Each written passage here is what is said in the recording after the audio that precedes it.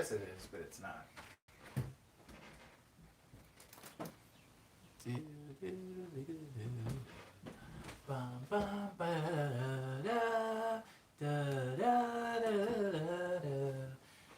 I have the E.T. soundtrack. Well, not the entire soundtrack, but a specific theme in E.T. stuck in my head. I'm pretty sure that was John Williams. He did a really good job. Well, I mean, he's a professional. He doesn't need compliments from me, but there's something that the E.T. soundtrack does, um, very similar to the Jurassic Park soundtrack, which is also by John Williams, that I want to try to incorporate in a work in the near future, hopefully. Anyways, good morning, everybody. Hello, T-Pat, the Watcher, and Allison Clay. Hello, Allison. It's Allison's first time. Where do you come from, Allison?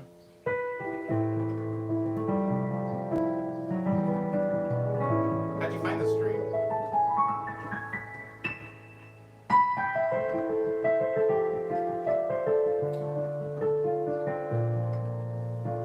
St. Louis. Hello, F. Hugo or Fugo? Maddie made it.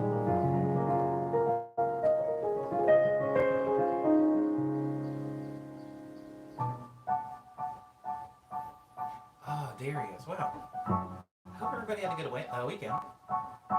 Well, there's still only 7 people in the stream. Everybody tell me how your weekend was. I can't ask this question later because the chat will get messy.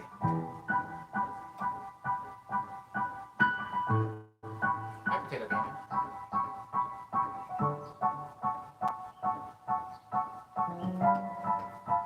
Welcome back, watcher.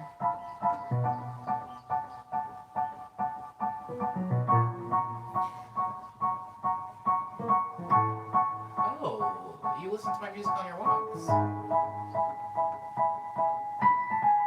haven't gone on a walk in a while. I used to take them daily, Allison, but I'm a bit out of practice. I actually didn't leave my house this entire weekend.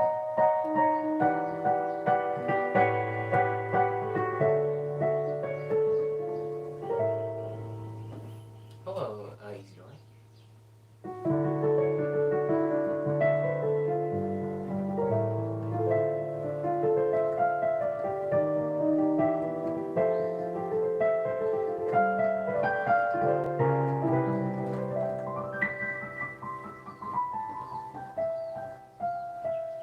Potato Gaming uses my music for bike rides and sometimes to sleep. Have you heard my song Sleep In? Potato.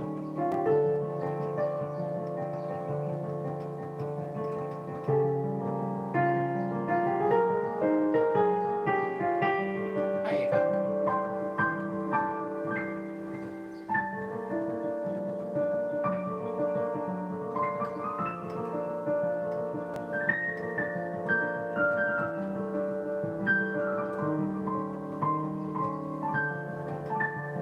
This song's called Love Letters.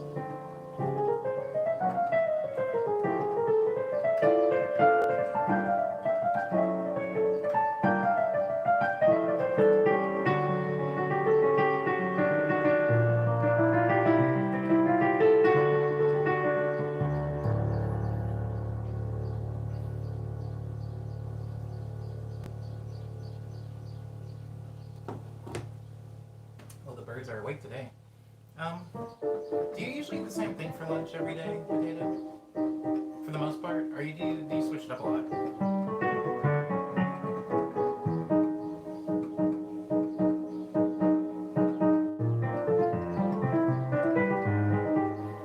Good morning, Cyber.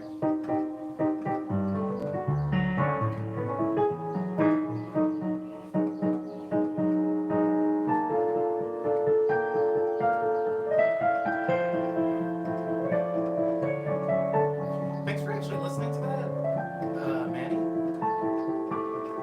For anybody that doesn't know what Maddie's talking about, I wish I could turn the camera right now and show you, but I have like a really big picture collage on my wall. And people were asking about the origins of a lot of those stickers, so I finally explained about 90% of them on my Instagram story, but it made my Instagram story really long, so I felt bad. I feel like a lot of people just skipped the Instagram story because it was overwhelming. So thank you, Maddie, for actually watching it. I appreciate that.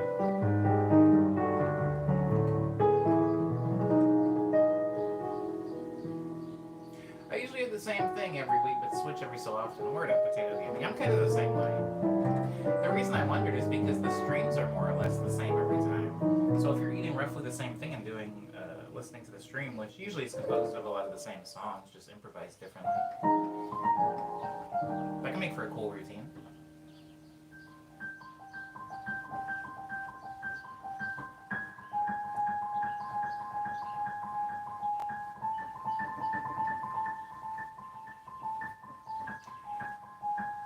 Ava says chilling in the living room because it's a slow day at work today. I got you on the big TV. Feels very weird. Oh, I'm on TV, guys. Ava, did you know I've been on TV before? Hmm. I posted a screenshot of it on my Instagram not that long ago. I was on NBC.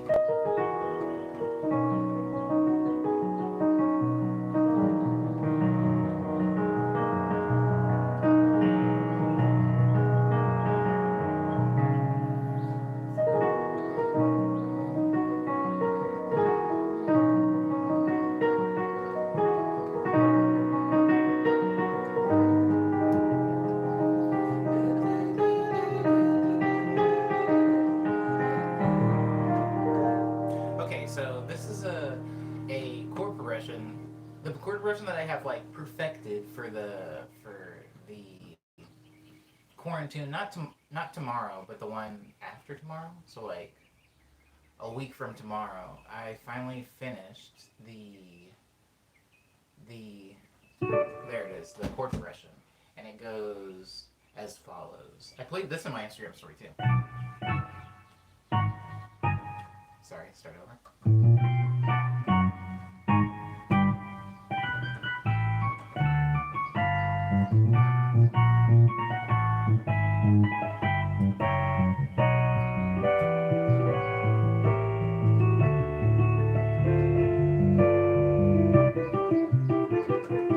I'm gonna start it over really quick because I started playing it too high.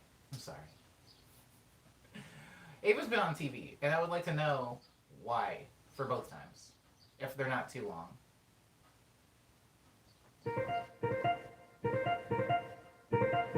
Okay, so really quickly though, Maddie, before I start the chord progression, that's why I have the sticker wall. A lot of people would give me stickers, and I would collect stickers from like significant times in my life, but I wouldn't want to put them on anything. It felt disingenuous to like put them on a stop sign or put them on my laptop cover. I mean, my laptop's only so big, right? It can't fit all the memories. So I would go to Office Max and I would buy a poster board and put the stickers on the poster board, laminate the poster board, and then put the poster board up on my wall, which is why they have this like gloss finish. Those aren't just on my wall. I would never put stickers on my wall. I'm not a heathen. Oh, Liana's here. Good morning, Liana. Okay, the chord progression goes.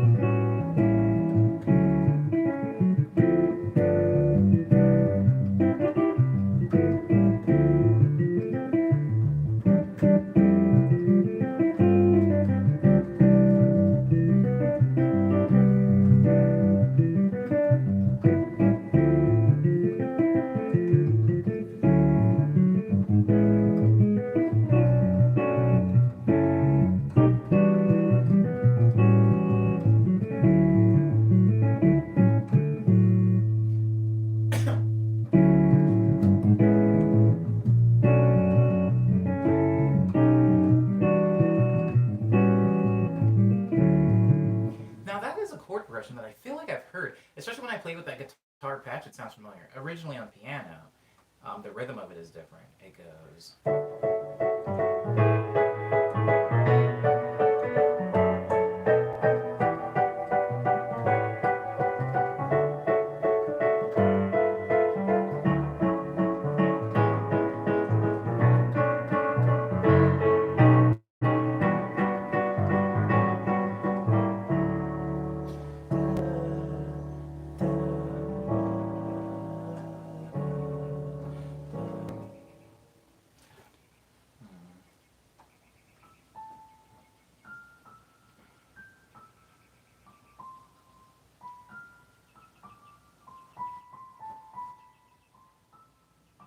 There you go. Now there's an idea, Maddie.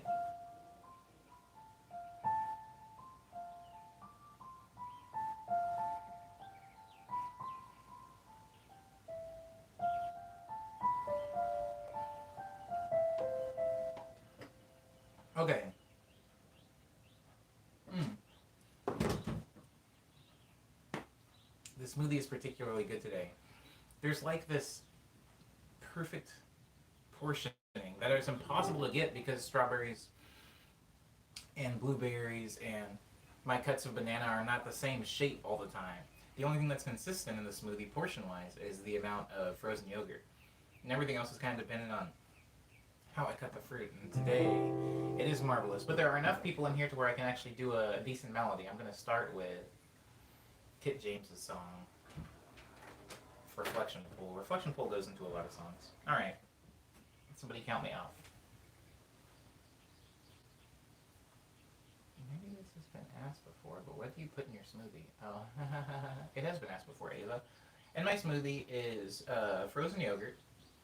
Well, it's vanilla yogurt that I've frozen. I feel like frozen yogurt and vanilla non-flat fat yogurt put into an ice tray and frozen into cubes is different. So I'm going to say yogurt frozen, and hopefully you understand why I'm saying it that way.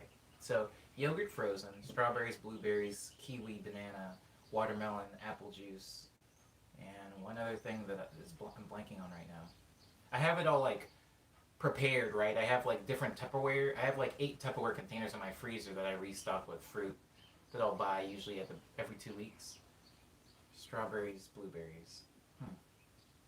Frozen yogurt, strawberry, blueberry. Dang it. Frozen yogurt, strawberry, banana, blueberry, kiwi, watermelon, apple juice. What's missing? Something's missing. Remember that song? Remember that MGMT song? Anyways, Leanna's counted me in.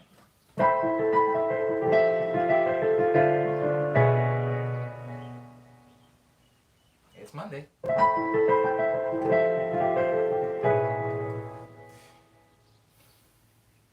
I'm so sorry, kid. Here we go.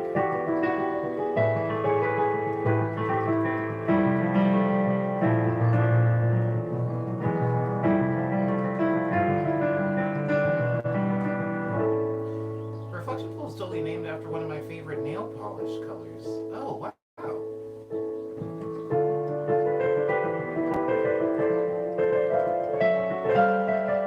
You know why I like that, kid? I like that because I feel like I'm constantly giving like trivial backstory to a lot of like how I made songs or stories behind how I named them. And it's kind of fun to have somebody else take the reins of the explanation behind one of my songs titles because I didn't name it. That's pretty cool though.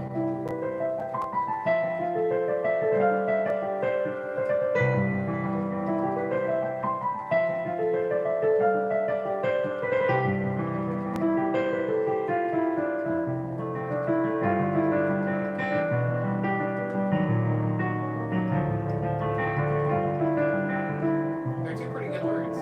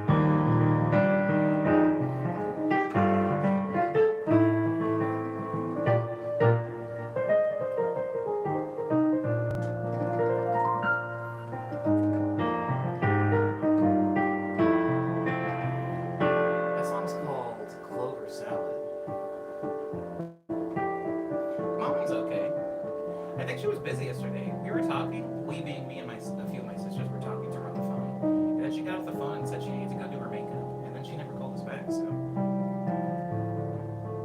hopefully she had a good day, I guess.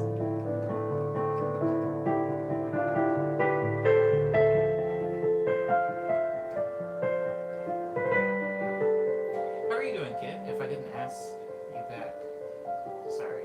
My manners were trash this morning, I guess. Hello, Insolent Valkyrie. Oh, what a nice thing to say, Jesus. Have you been in this ring before? I don't recognize your username.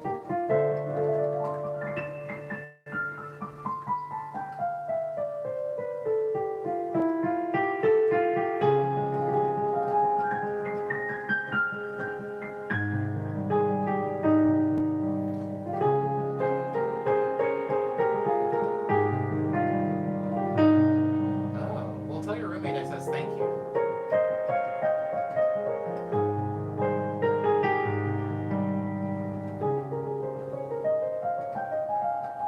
This song was named by Liana from the stream. It's called Double Let's.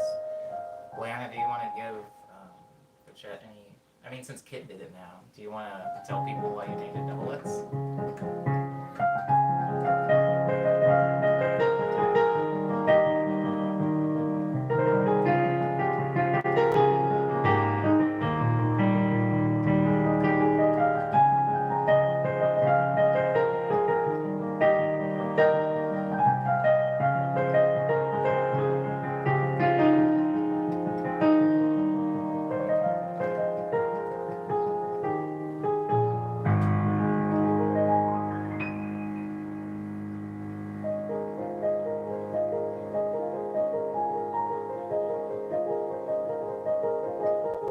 I still don't think I've seen a Kit James painting.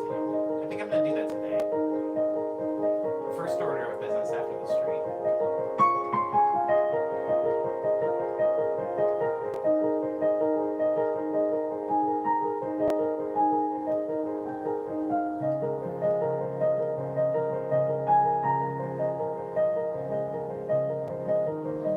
Liana says that they looked up ice skating moves, and Double Let's was the one that sounded the best. Were there any like runner-ups? Do you remember any other ice skating names that didn't sound as cool? Good morning, Lindsay.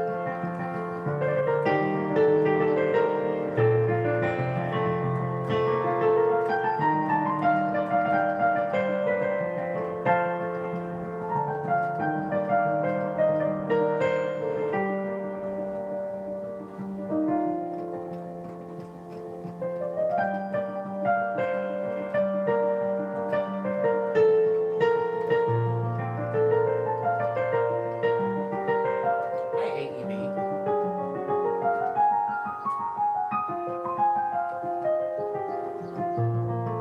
Everyone knows triple axel. That I don't know.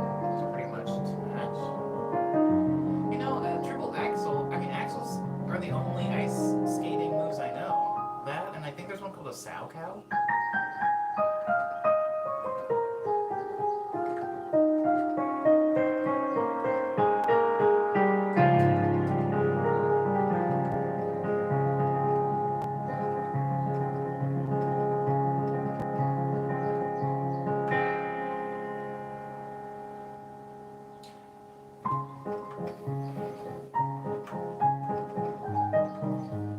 This song's called Over and Under. Did you name this song, Cyber?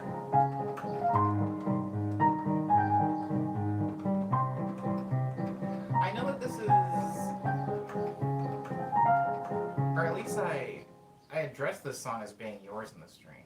I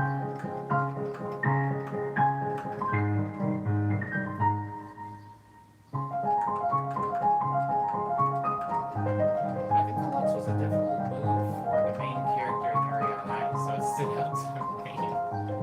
I never watched that, but I can remember like when that was all anybody was talking about. Lots of Yuri on Ice cosplayers at Anime Expo that year.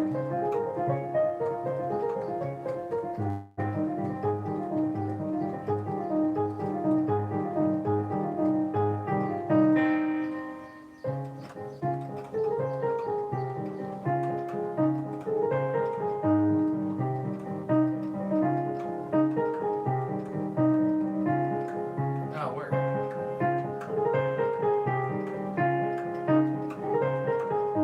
Is there a reason you like Over and Under? Siren? Ooh, that was a nice breeze. Wow. That was good. I like that. I didn't watch it, but I have heard good things about the animation.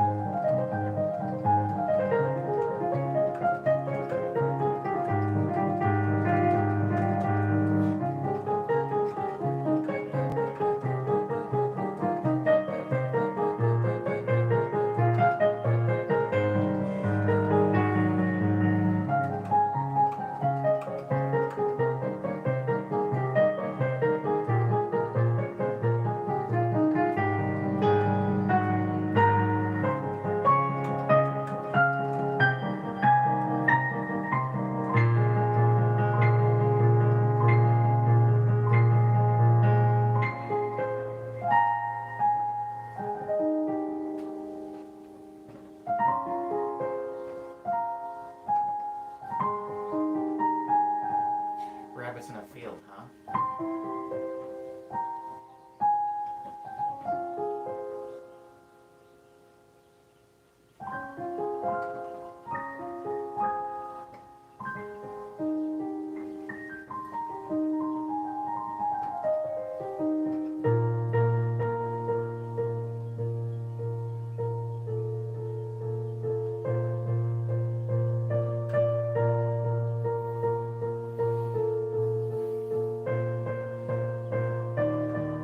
That makes me happy that you're giving it time.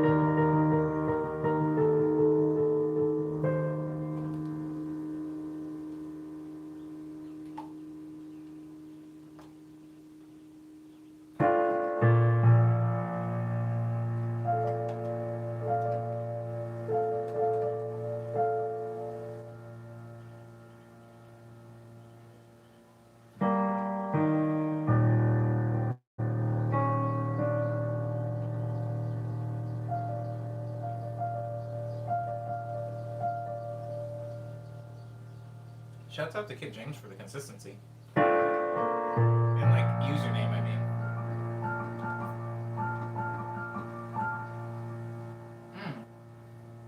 I did, Isidore. I did.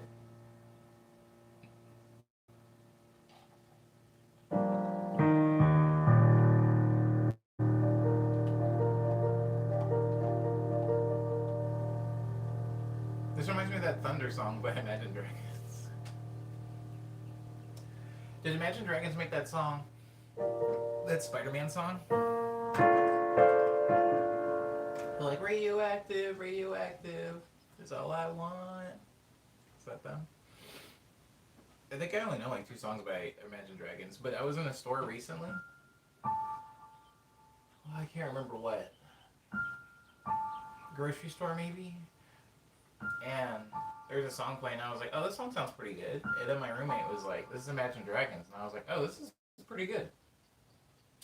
That's the end of that anecdote. The story goes nowhere. But I don't know what Thunder song you're talking about. It sounds cool, though.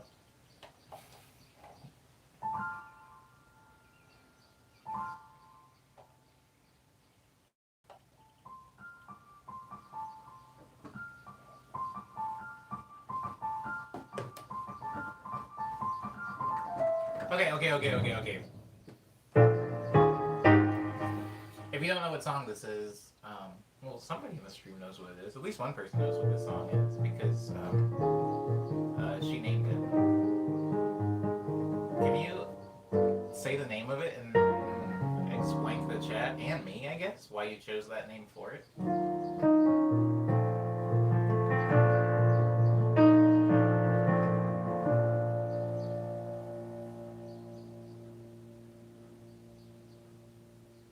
That's weird, Lindsay. That sounds really weird.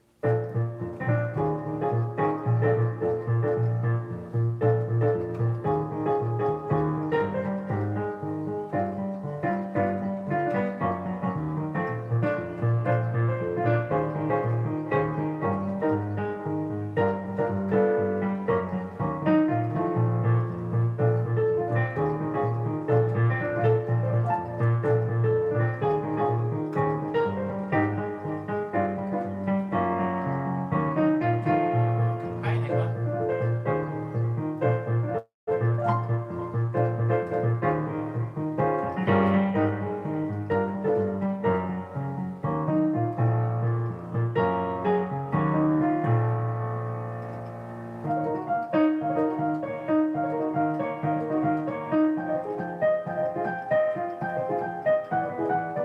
Someone took my handle on IG. And they post like, see, fix 12.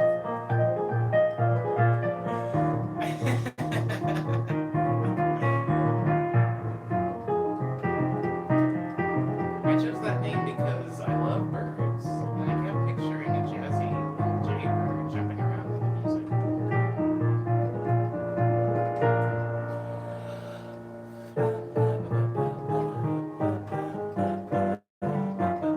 I can see it.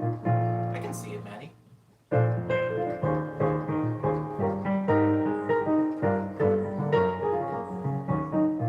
Maybe it's not fair because I can hear birds in the background. Or I'm trying to think of an animal that fits jazz more than a bird does. You might be onto something, Maddie. If I think jazz music, I do think of birds. Either that or you've like planted that in my head now. You've like incepted it into me. Incepted? Incepted?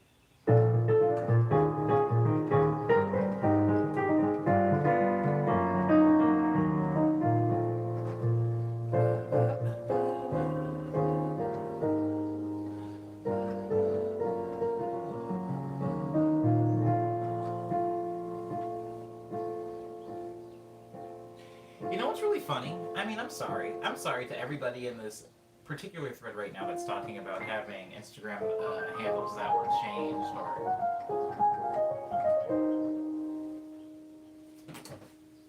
because this doesn't happen to me very often.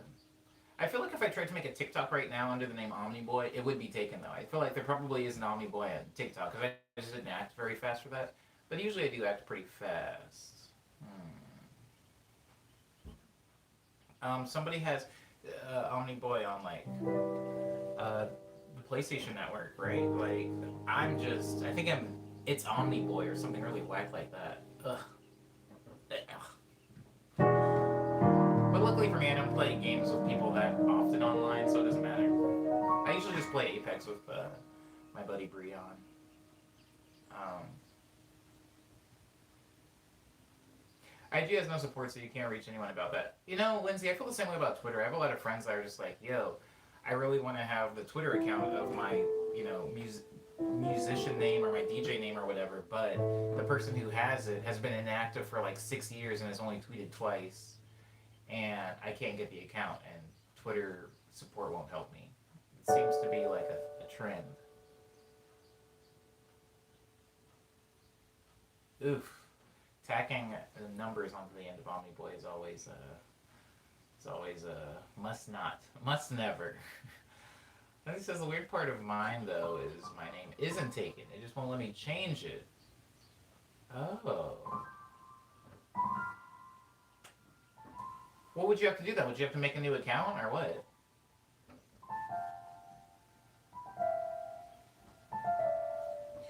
Word Ava. Word, I mean, I feel you. I think because, here's the thing, I think because I get Omniboy on so many things, like YouTube or Twitter, Instagram, Facebook, because I have Omniboy on so many things, I've become gradually less and less tolerant with not getting it. Like, if I had a different name on all of my platforms, it wouldn't really matter to me, but the fact that it's Omniboy on just about everything, it crushes me that when I can't have it on one thing. But I feel like I have it on all the things that matter, so it's no big deal. It's no big deal that I can't get Omniboy on like Xbox Live. That's silly. Okay. Okay. Okay. Hmm. What is that? Oh, it's 70s downtown.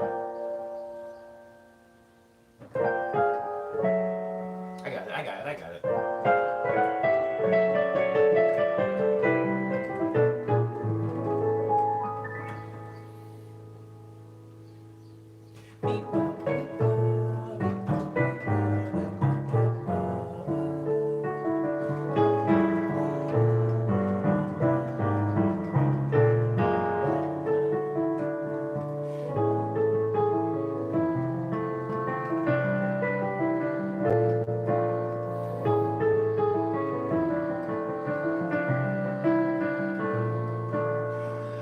Isidora, why do you like 70 to downtown so much?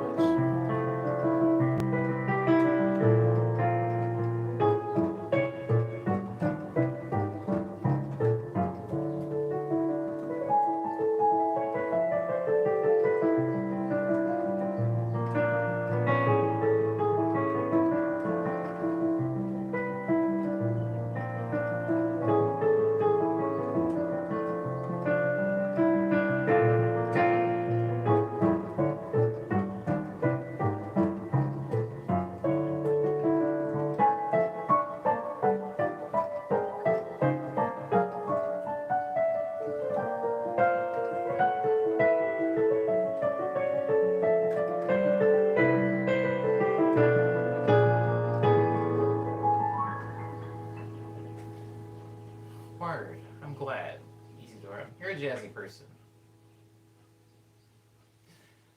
Oh, wee wah, wee wah, wee wah, whoa, whoa, Mamma mia, mia.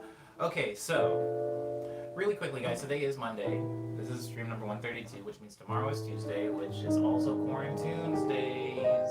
On Tuesdays, I upload a new song every Tuesday because somehow that very strenuous work toll hasn't caught up with me yet. I haven't had burnout yet, guys. So there will be a new tune up tomorrow. However, this one takes.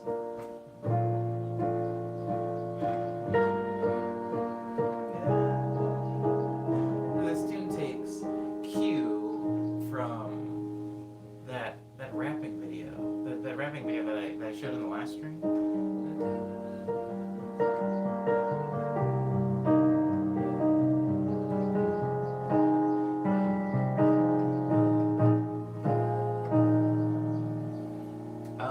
And it's done. It's done. I finished it because this weekend, guys, I didn't go anywhere. I didn't do anything but work. All I did was work, and at first it was like really soul sucking. I mean, I think that everybody can kind of relate to this. Like at first, work is very soul sucking, and then you kind of just fall into this groove where even though you're doing something that's maybe tiring or mind numbing, you kind of start to have fun a little bit. It's like your brain just goes, well, we're not going to be able to stop doing this, so might as well make the best of it. You actually start to enjoy yourself. And then you look around and realize, hey, I haven't eaten yet today. And I feel like trash. So I went to the living room and watched some movies. Because isn't that sad? I sit in here and I look at a a screen all day, hitting keys and buttons, and then I'm like, oh, I should get a break from this. And then I go out to the living room and I turn on the TV screen and I hit buttons like on a PlayStation controller. It really is no break at all. But anyhow, I went and I watched a movie though yesterday instead of playing games.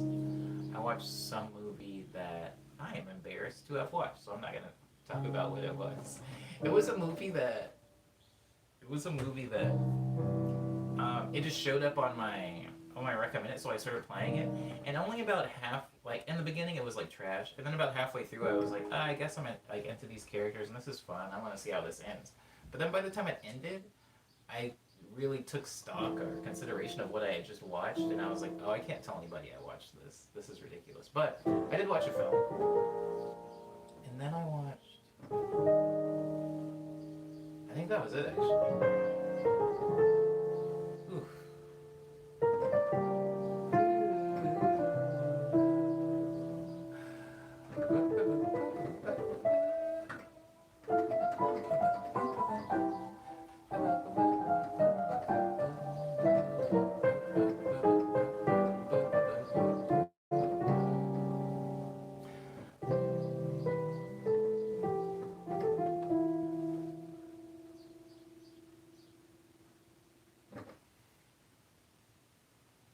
Oh my goodness.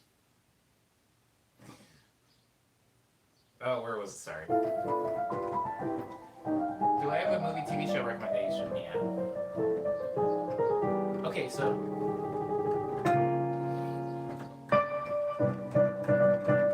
I don't know how many of you guys have a Samsung TV. I have a Samsung TV. It's Door, which, as a lot of us know, is a Korean company. If you get a Samsung TV and you do not buy cable, like I don't, because who has money for cable? The Samsung TV comes with certain channels. One of the channels shows movies all day.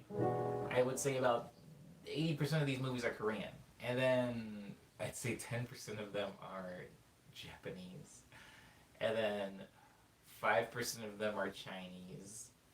And then the remaining 5% is like either Thai films, Indonesian films, and a couple of Filipino films. Basically, they're all Asian movies. And it's either this station or there's another station that just shows asylum films. If you don't know what asylum films are, they're like mockbusters, which is just like they're like parodies of popular movies. They're not very good, but they're like intentionally bad. So I don't really watch those so much, but I watch the other one, the other channel, which is all Asian films. So a lot of my film consumption lately being, I don't know, the past 6 to 7 months, has been mostly Asian films, and not even like Asian films released here, but like foreign films that I just look at with subtitles. So a lot of the things that I post on my Instagram story or recommend usually can't be watched without either like pirating them, finding them on some streaming site, or just going to the Asian Crush, which is the name of the channel, by the way. Oh, even saying it out loud makes me kind of sad. Anyways, they're free films online. Like you can go to AsianCrush.com and watch all the movies that I'm seeing. But anywho, so yeah, that's why a lot of the stuff in my Instagram story usually are not domestic films. So Isidore's asking me for movie and TV show recommendations. I'm gonna recommend 2 from this service, and then I'll recommend 2 that are a little bit more easy to get your hands on, things that people may be able to watch and enjoy. Maybe people that don't like watching things with subtitles. I don't know who these people are, but I know they're out there and they exist, so I'm going to try to be conscious of them. First movie recommendation from this service that you can see outside of this service is going to be...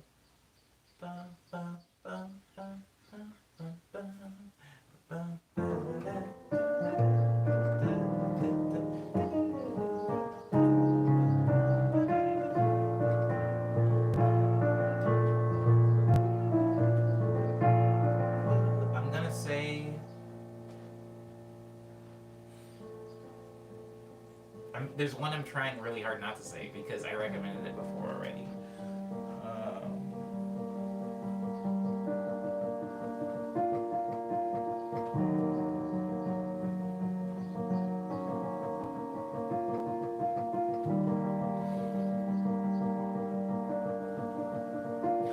crap.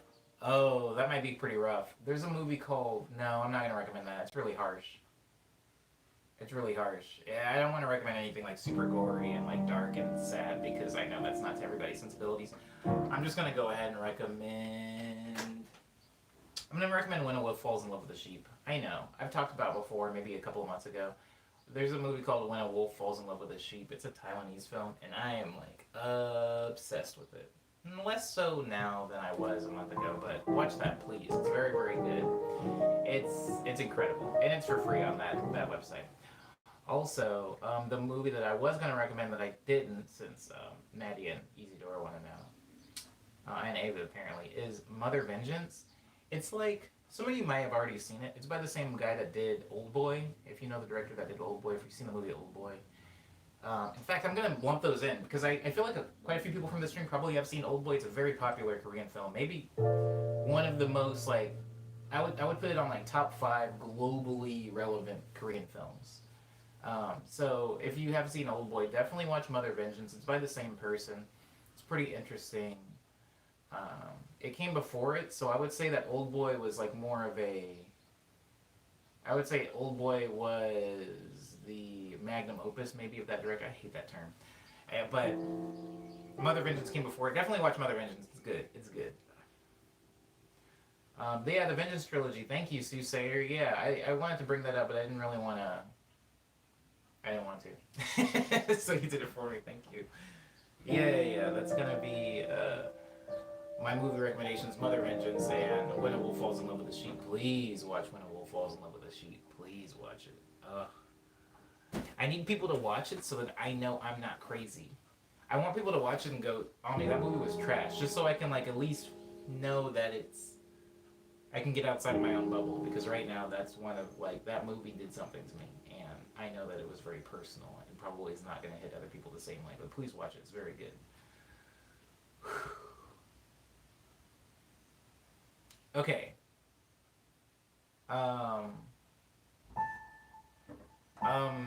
Now recommending a movie that people can watch outside of this service. That's maybe a little bit more accessible. I would say I thoroughly enjoyed the film. Have I enjoyed any films? Oh no. Have I watched any movies that haven't been Asian in the past 6 months?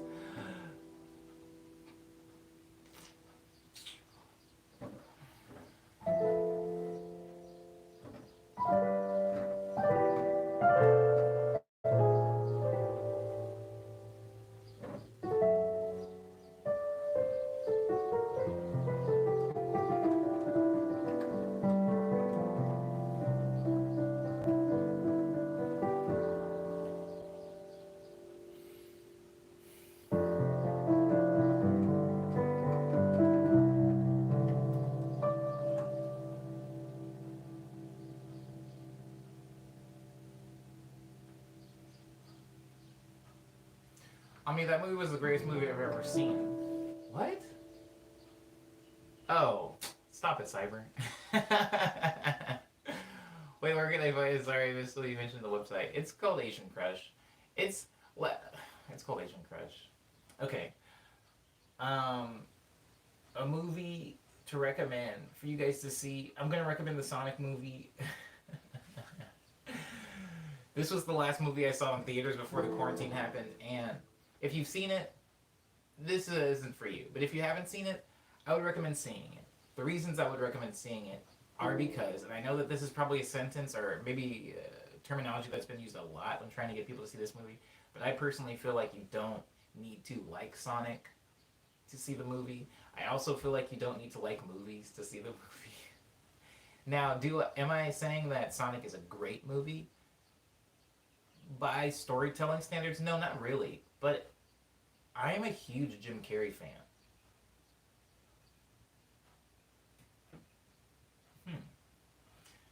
If you don't like Jim Carrey,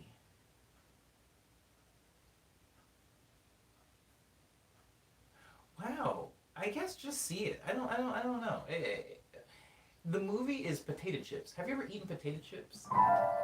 I'm not talking about barbecue flavored potato chips. I'm not talking about the spicy salsa potato chips or anything. I'm just talking about potato chips. Not even sour cream and onion. Just the potato chips that just taste like oil and salt. Have you ever eaten some of those, maybe with a sandwich or something? And you thought to yourself, I could have not had those potato chips, but I mean, they were there and I ate them, and I feel cool for having eaten them. That's what Sonic was. It was like I felt when I came out of the movie, I was like, that's dope. I would if somebody said, hey, Sonic 2's coming out tomorrow, I would buy a ticket to see it. I thoroughly enjoyed it, and I don't really care about Sonic. I know that's like a big deal for a lot of people. There's a lot of very very passionate Sonic fans out there. I don't care about him. I liked Sonic and Tails, the second one. Sonic and Knuckles was okay. I liked Sonic Adventures. Maybe I am Sonic fan. I like three of the games. I feel like there's been a million, and I don't care about them. And if I'm being honest, 70% of the reason I even liked Sonic, sorry, 90% of the reason I liked Sonic was because of the music. The gameplay was like whatever for me. Okay, Jim Carrey apparently wants to wear a fat suit in the next one, and they better let him. And they need to let him wear a fat suit in the second one. I'm not I'm not gonna have this debate in the in the stream, but yeah, they better let him wear a fat suit in the second one. If, if Jim Carrey wants it, Jim Carrey gets it. Also, as far as continuity, without spoiling anything, he needs a fat suit in the second one. Don't make Jim Carrey gain a bunch of weight. That's ridiculous. Okay, watch Sonic. That's my second movie recommendation. Whatever. If you've seen it, cool. If you haven't, go watch it. So, Sega Genesis was everything when I was a kid. It was a very good game. It was, I think, the first co-op two-player game I played, maybe. Okay, TV show recommendations, because Easy Door asked. I'll give two. The first one, it's going to be a K-drama. I'm so sorry. I am so sorry, guys.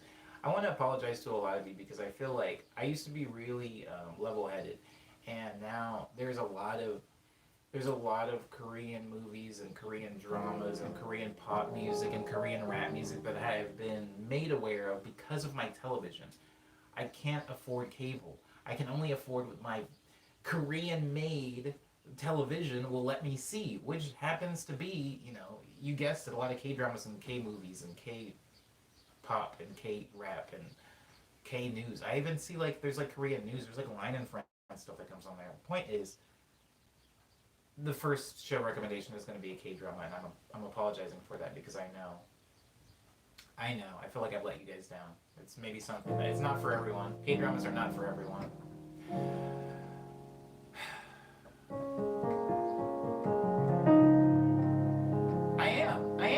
I am, Cyber, to a certain extent. Yes, I am.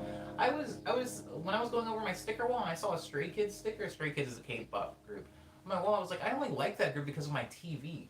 I didn't go out and find them. I'm not going out and finding these shows. I turn on my TV and it's on. It's like a I don't know, like a Lunesta commercial. It just comes on, and now I know Lunesta. Like, I know the word Lunesta. I don't really know what it is. I think it's a medication. I think it might be for women, but I don't know what it is or does, but I know it. And I feel like K-drama kind of came into my life the same way. Goodbye, Enigma. Thank you for being on the stream. I'm glad that you made the time for me today, and I'm sorry that the medley kind of just turned into me talking about movie recommendations, but hope to see you in tomorrow's stream. It's a sleep aid, says Leanna. Oh, like the moon. Luna. Is that it? Does that have nothing to do with it? Am I drawing parallels that don't exist? You should watch Reply 1997. Maybe I should. Maybe I should, Jordan. Okay. Okay, listen. Let me please get through this. Let me please let me get through this. The first recommendation, the thing that I'm going to be recommending you guys, as far as K-dramas, is a show called... Oh, God. I'm getting a headache thinking about it. It's called Kill Me, Heal Me. Even saying the name, I feel like an idiot right now.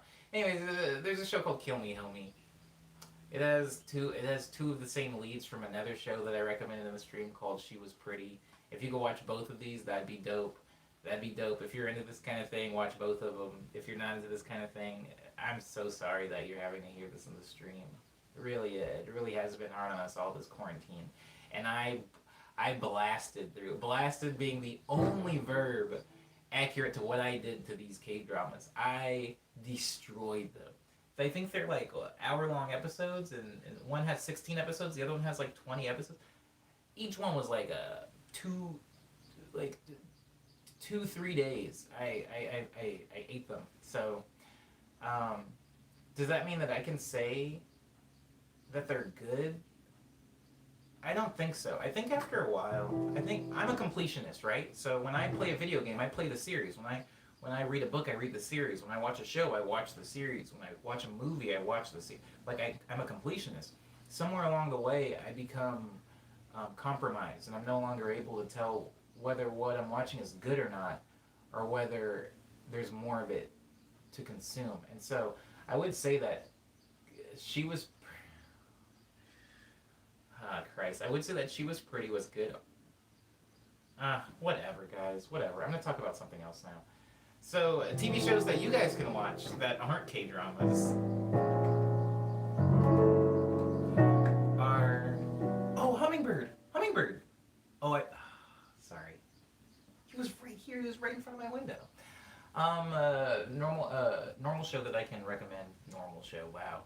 There's something wrong with saying that. But another show that's more accessible I can recommend is, I guess, Dead to Me. Dead to Me is a Netflix original. I made it through the first season. The second season I'm only like 3 episodes in. It's pretty good. Is it amazing? It does some interesting things. That's what I can say about that show. The show is really cool, and then it does some really interesting things, and it flips some tropes on their head, which I like. It's like new and fresh.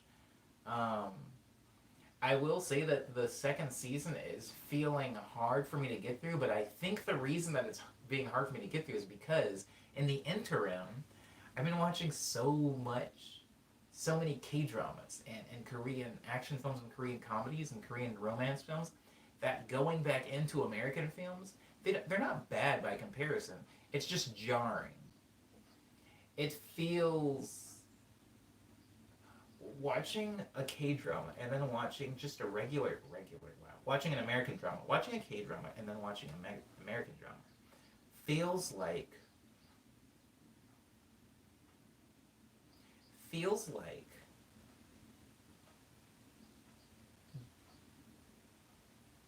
it feels like drinking like a strawberry soda, and then an American drama feels like eating a strawberry. They're both great.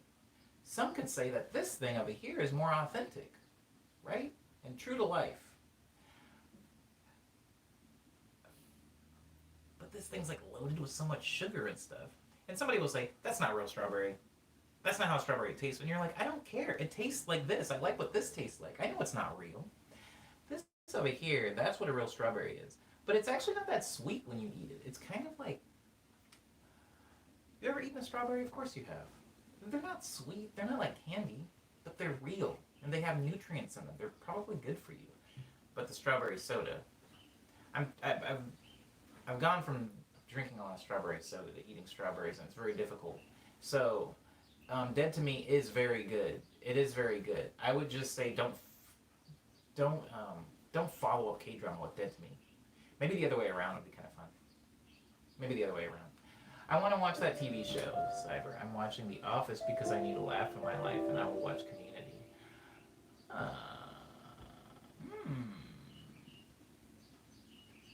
Ooh, Russian Doll was very good, Ava. Russian Doll was very, very good.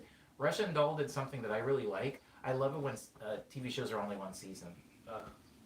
See, that's why the K-dramas... That's why I'm watching the K-dramas. One season, you're in, you're out. 16 episodes, get on with your life. I love it. Anyways, Russian Doll is like that, and it's also very good. I would say that Russian Doll is better than any K-drama I've ever watched, but neither here nor there. Watch Russian Doll. That's not my recommendation. That's Ava's bringing that up, but it is an amazing, amazing show. Uh, okay, Jesus Christ, that ate up so much time. That should have been way faster. I'm sorry, Isidore. Anyways, movie recommendations. When a Wolf Falls in Love with a Sheep on Asian Crush, and Mother Vengeance and Old Boy wherever you can watch them. TV show recommendations.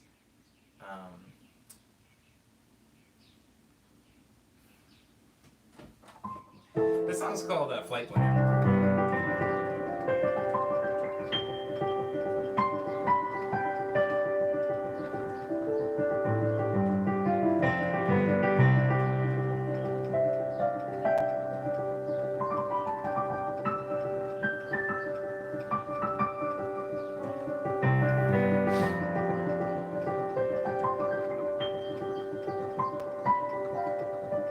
I feel like K-dramas are the only shows that can transport you into another world that is accurate reality. Stop it!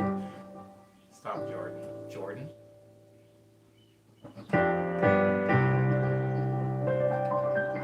It's not true. Have you ever seen Magic School Bus? Hey, I asked a question in my Instagram story about Magic School Bus, and nobody answered it correctly. Was the Magic School Bus actually magic? Or was it...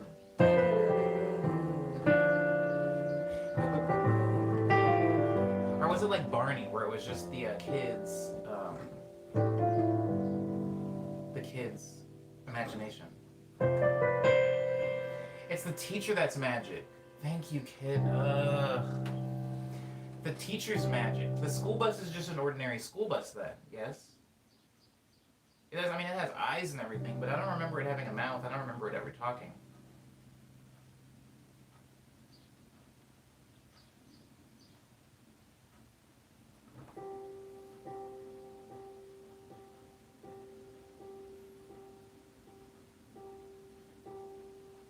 The bus was magic. Never watched that show, says Jordan. I watched it. It was just a long time ago. Miss Frizzle. So was Miss Frizzle magic?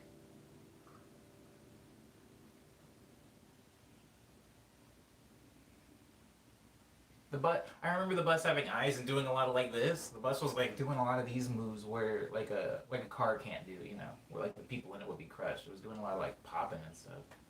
It was like bus was throwing it back for no reason. What was Christ. Didn't the bus talk? I don't remember the bus talking. I think that would have scared me as a kid.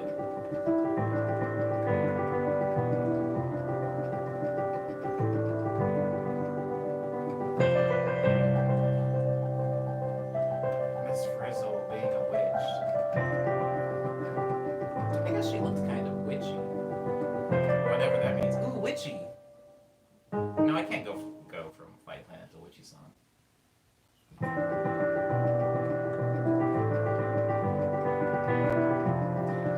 I'm pretty sure both Miss Frizzle and the bus were magic. Okay. Okay. You remember the Recess cast? Freaking Mikey, TJ. Everybody remembers Detweiler, Gus. There's a little nerd kid.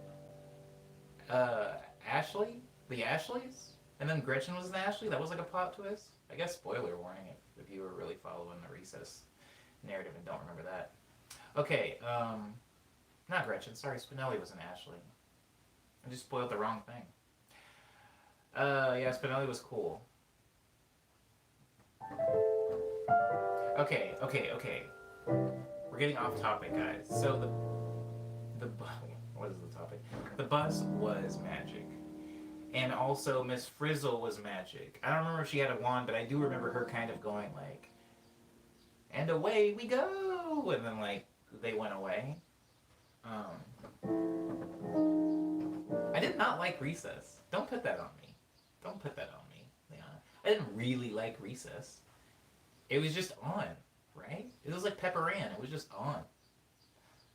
Winnie the Pooh. These things were just on. I didn't like anything. I didn't have taste as a kid. So Jordan's take is that everybody on recess was in drugs, so she was drugging the kids. It's just the problem was I can't remember the people ever in in the intro song to Magic School Bus, which by the way was written and performed by Little Richard. Shouts out to the great. He has a line that goes, "Get baked into a pie," and then the school bus blasts out of a pie that what I assume to be a chef or a baker is holding. There's a baker holding a pie, and a school bus blasts through the pie crust. And I think, at least in my memory, the chef or the baker goes, "Ah," or like he like reacts to the school bus coming out of the pie. So he saw that school bus come out, which makes me believe that yeah, the school bus was magic because now somebody that wasn't one of the kindergartners saw the bus that was baked into a pie blast out of it and go out the window or whatever. So this woman has a magic bus and she's taking these kids on these wonderful science adventures. However, in Barney, there are several kids that show up to a abandoned community center, recreation center. They show up to like an abandoned clubhouse where there's a little stuffed animal of a dinosaur, and they sing to it, and they imagine that it is now big, and dancing around. It's like talking and stuff like that, and I guess teaching them lessons. Somebody could say that since Barney was teaching them lessons, right? The kids are fighting like, "Ew, I don't like black kids." And then Barney's like, "Yo, what the heck?" I feel like maybe those kids were just working through their own issues because obviously Barney doesn't exist. He's a stuffed animal that's roughly this big sitting on a table. So I think these kids that had like issues would just go to this abandoned clubhouse and work through their problems together, like group therapy, where the therapist is their imagination. And I feel like there was never any adults, right? It wasn't supervised. You never saw. Well, wait, did you? I don't want to say never. Maybe that adult did come. Was there ever an adult that guest starred on Barney? Like, did a full-grown human ever come into the mix and address Barney as well as the kids? Is it like a Sixth Sense thing where the adult would talk to the kids, but they actually couldn't see Barney? Does anybody remember an adult who existed, really did exist, coming to the Barney house?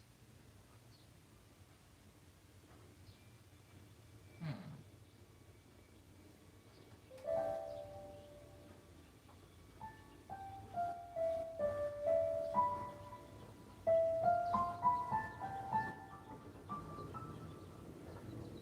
I barely remember Barney aside from his song, of course. Well, that's fine. That's fine. I mean, I guess me neither. I don't know why I expect anyone in this stream to know Barney or remember anything from that show. Um, I was too young to remember the intricacies of Barney. There was a. It wasn't until way later, Maddie. It wasn't until way later. I think I was. I think I was like maybe 18 when I was like singing the Barney theme. Oh, this is embarrassing. I was singing the Barney theme song in my head, or maybe out loud. I don't know. And I was like, Barney is a dinosaur from our imagination. And they were like, Barney's a dinosaur from our imagination. And I was like, oh, okay, so these kids all have a shared imagination. Which is weird, like some like weird group consciousness stuff, but like he's like Barney's a dinosaur from our imagination. When he's tall, he's what we call a dinosaur sensation. So like I guess they all show up to this house, but there is a stuffed animal because at the end of the episode when they leave the house, they go, "Bye, Barney," and it's like this little like lifeless little freaking like plush toy. But then they come around, they like I don't know, they like join hands. They're like, dinosaur sensation, and then like he grows and he gets really big, but he's from their imagination. So if like a new kid comes, which they did, I don't know if you remember, but there was a rotating cast on Barney. Those kids did not remain every season. Sometimes they would throw in a new kid. I remember there being the season when they got their first Asian kid, and I was like, oh wow, look at they're really mixing it up now. They had like a little Hispanic kid eventually. There's a black kid. At one point, there was no, there was never two black. Actually, I think there was two black kids at a certain point, which was weird. But they bring him to life, which is interesting because in that world, those things don't exist. In Sesame Street, monsters do exist. Sorry, Muppets do exist. And they live amongst the people in Sesame Street, which feels like New York City. It looks like New York, right? Doesn't Sesame Street look like Brooklyn?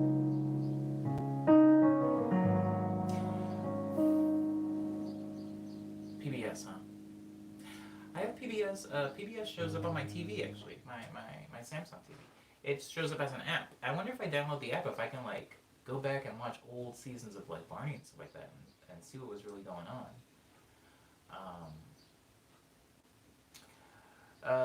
Moving from that though, where Maddie's saying that Sesame Street had a New York vibe, there was a thing. Don't get me started on Arthur, Jordan. Arthur is just BoJack Horseman. Arthur is BoJack Horseman for children. And I could, what's the word? Expound upon that, but I'm not going to. You know what I mean. But it is. It is, in so many ways. Anybody watch Cyber Chase? I did not watch Cyber Chase. Sesame Street is based in New York, and it has been the basis for a lot of architecture that I like. I like it when houses are very small. I like things to be congested. I like the big city feel, but I like for things to be small. So imagine like if New York City, if you took that and you shrunk it, so the buildings were a little bit shorter, the streets were even more narrow. I want to live in Sesame Street, basically.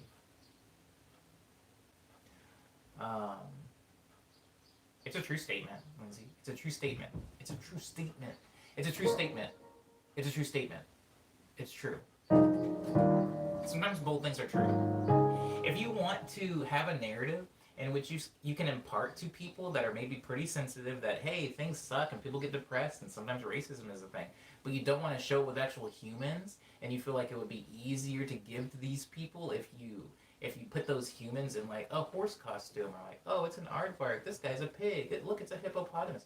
You can like, I think that you can impart a lot of really heady and like emotionally taxing narratives. And I think of a lot of you guys go back and you watch Arthur. There are a lot of very BoJack-esque themes in Arthur, and Arthur was not a very happy person. Also, remind me in a future stream to talk about. I'll break down the entire gay rat wedding in Arthur. I will break the whole thing down. I'll break the whole thing down and how that show's not so different than BoJack. If you think about Arthur or BoJack, where the entire cast is human, the show becomes very, very dark and upsetting. Like, it's no longer fun. It's no longer fun. It's just like a lot of like classism and stuff. Okay, I'm not getting into it. I said I wasn't going to get into it. Guys, I have some news to go over. Tomorrow's Quarantunes. Do you know what Quarantunes is? I talk about it in the stream a lot, so I hope that you would know what it is.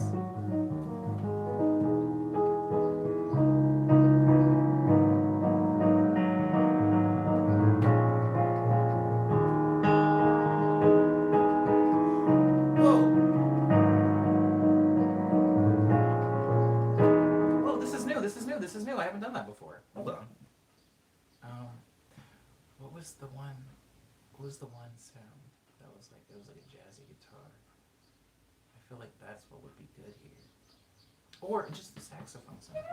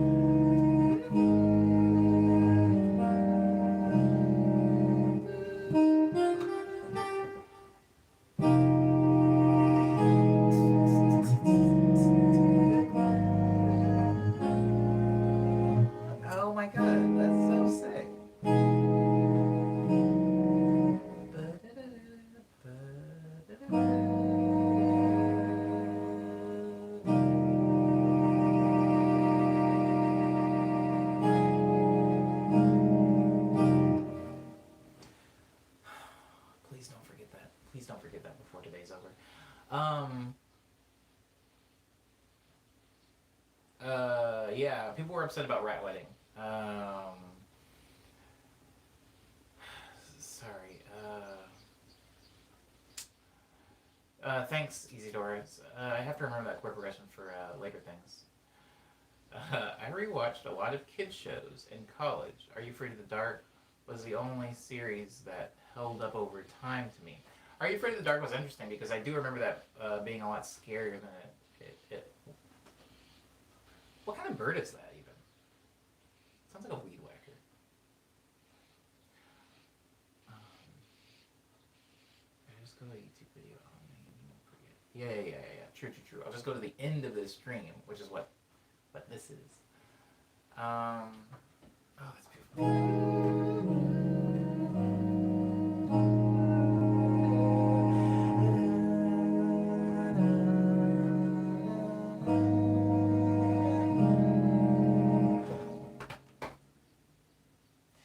There is very specific something that I'm finding now is just like I used to try to go wild with chords, right? When you listen to like a lot of my older chord progressions, there's a lot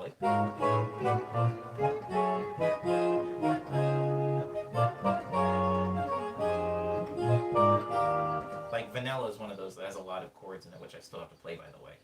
And now instead of doing that, I'm trying to come up with just a few chords but played slightly altered. Like if you think about my song "Old Enough," the last quarantine, I start with that chord and I go into that chord and I end up on that chord. But just this chord, the K drama chord, that is not how I would normally play that chord. I would normally play that chord like this. Do you hear the difference between this and this? There's just enough notes thrown in there that it makes it kind of I don't know. Gives it a little bit of spice, a little bit of tangy. And so the chord itself is, chord progression is not tricky. It's only 3 chords.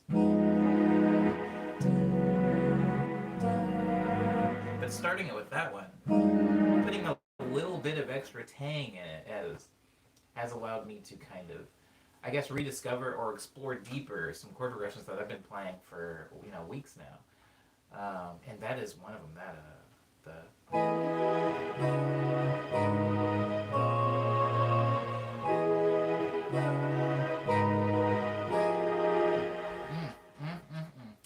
Okay, sorry. We're gonna get into a little bit of news, and while I'm doing the news, because Lindsay has been in here for nearly the entire stream, I'm gonna get into Vanilla. While I'm doing this, Lindsay, can you tell me why you like Vanilla? Why Vanilla is the song that's on you?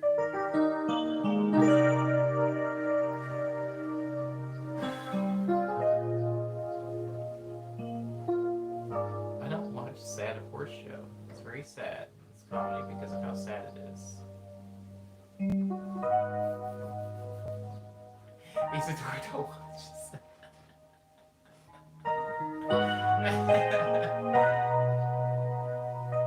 It will not make you feel happy. It will not make you feel happy, but it will make you feel. And not necessarily bad all the time. It'll just make you feel life.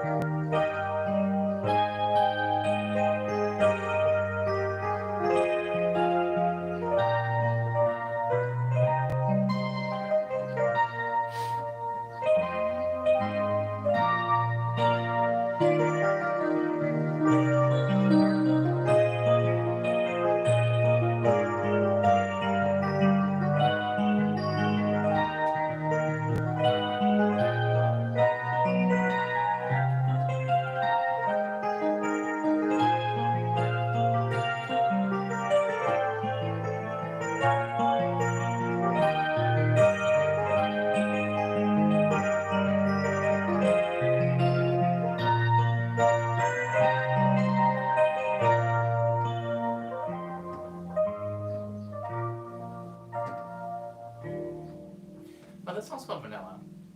I don't know why Lindsay likes it so much, but Lindsay does enjoy that song. It makes me enjoy playing it more.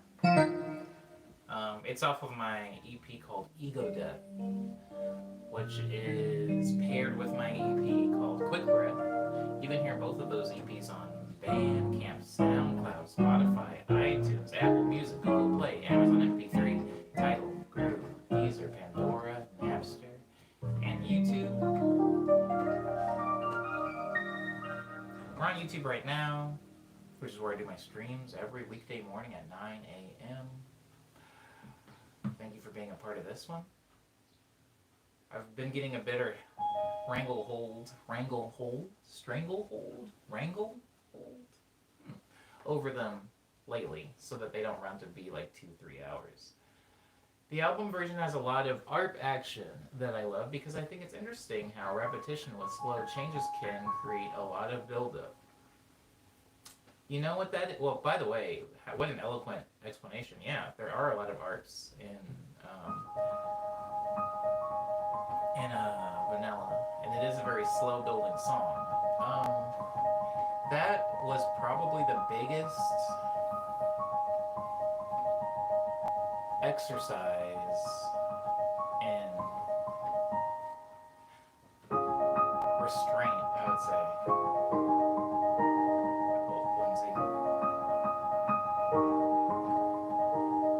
The actual chord progression goes into an unpredictable direction when you explained it one day compared to the jazz chord progressions. It made a lot of sense why I like it because I like jazz. Oh. You like jazz? Oh, that sounded like a B-movie joke. I hate that stupid movie ruined what is a very innocuous question.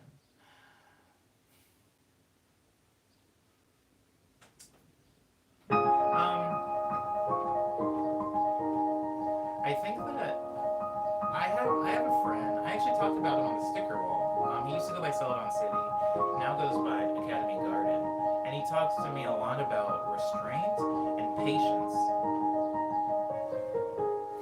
When making music, it's kind of like making anything else, right? If you're making a house or you're making a cake, you can do it very quickly, or you can take your time doing it. It kind of depends on what the constraints are, right? Who's in charge? Who wants this house made? Who's hungry? Who needs the cake? But not everybody who listens to music is in a hurry.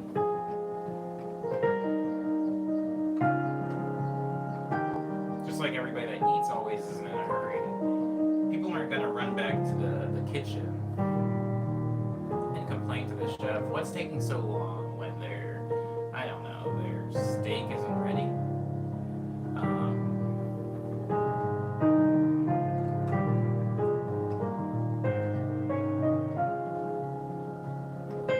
And I think that when making music, sometimes there's kind of like a rush to have a song only be like 3 minutes and 20 seconds, or have a song be 2.5 minutes, because that will get a radio play. Maybe DJs will be more inclined to listen to it or play it, because there is like a time restraint a lot of times for people that are listening to music. But that's not true for everybody, you know? We focus on those people a lot of times.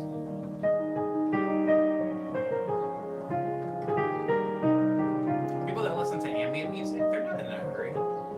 People that listen to classical music, they're not in a hurry. I don't think anybody's like pulling up Mozart and then fast forwarding to their favorite section of the song. Or at least not most of the people that listen to it. Because a lot of those songs are very long. People are there for the experience. And so when I started making Ego Death, I told myself, if I can just be patient with myself, the people that are there for the song will be patient with me. If I make a song that is 3 minutes long, but the vocals don't come in until the final minute, maybe people will listen and just wait for the vocals to come in instead of fast forwarding to the vocals. And something that I notice is some of the most profound things that have happened not even in just music in my life, were profound because of the empty space that preceded them, right? Sometimes I'll enjoy playing shows more if I have no shows right before it. And sometimes vocals will hit different if you've or if you've listened to 2 minutes of piano playing before that point. Um, just something to keep in mind. And if I go and I listen to, say, a Celadon City song, or if I listen to a cinematic orchestra song, or if I listen to a cinematic song by an orchestra, but I skip all the preamble, the climax isn't going to hit the same. I think that if you make a song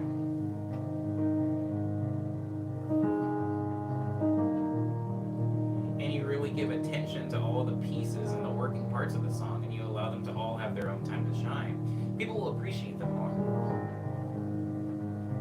And so in Vanilla, vocals don't come in at the very beginning of the song.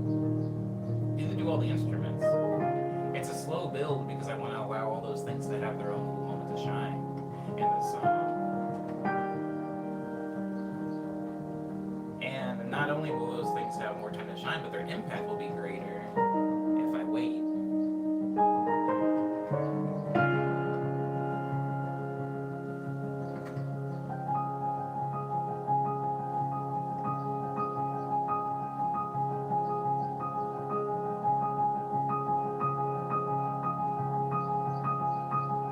Polyrhythms can do that. I don't know if that's what Lindsay's talking about.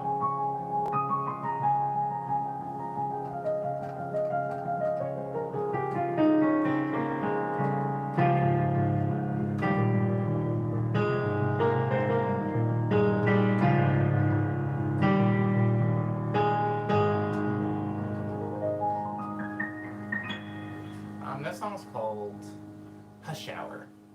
I wrote it on tour, and it is the final song of the stream. Thank you for that. Oh, by the way, hello, Daniel. Sorry I didn't greet you earlier. I didn't see you. That one. That was Hush Hour. I think that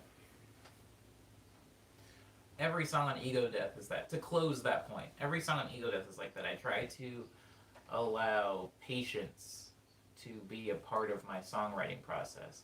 If I'm doing something like my quarantunes, right? Those songs, I don't really exercise patience when I'm writing those songs. I'm like, this song needs to be 2 minutes long. I'm going to cram whatever I can into this 2 minutes. And I don't have time to really build a narrative. But when I'm making a song, or even an album, an EP, I have time to do that. And so, thank you. There's this thing, I don't know the word that happens in Vanilla, when two overlapping patterns ARP in this instant create an illusion of a new melody. This is a thing, Lindsay, I guess I'll leave off on this. This is a thing that happens so much. Music and sound in particular is so weird that you never quite know how several waveforms slapped up like a sandwich are actually going to react. And when you build a bunch of chords and arps and stuff like that and melodies, you never know which notes are going to jump out, because we as humans usually will hear things monophonically. Like we'll hear and we'll pick out one note, even if there's 16 playing.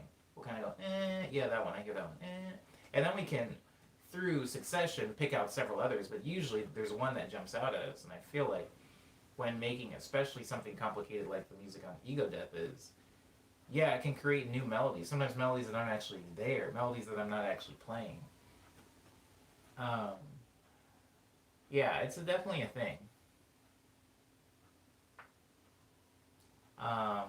There's like the harmonic series. There's videos about that as well. If you think about harmonics, even like when you just play one note, you can kind of hear like a faint other note that's being played. It's very fascinating stuff if you ever have the chance to sit and watch some videos or just read some books about it. It's very interesting. But yeah, thank you for that, Lindsay. What a I guess cohesive and comprehensive explanation. I wasn't expecting it to be so in depth. I was expecting you to say something like, I don't know, it's sparkly. It's sparkly. People used there was a time where people used to comment that on a lot of my SoundCloud songs. They say it's sparkly. I don't remember who started that trend, but it did die. Died somewhere around 2016. Everybody,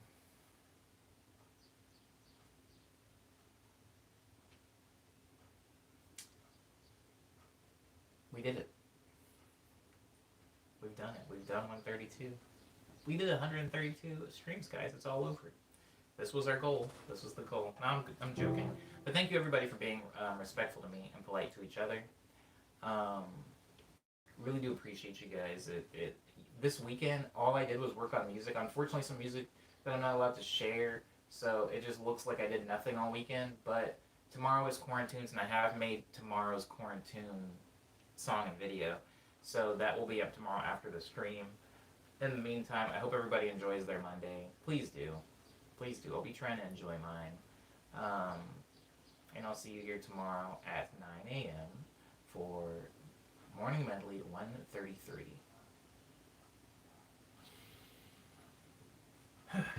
Hello, everybody.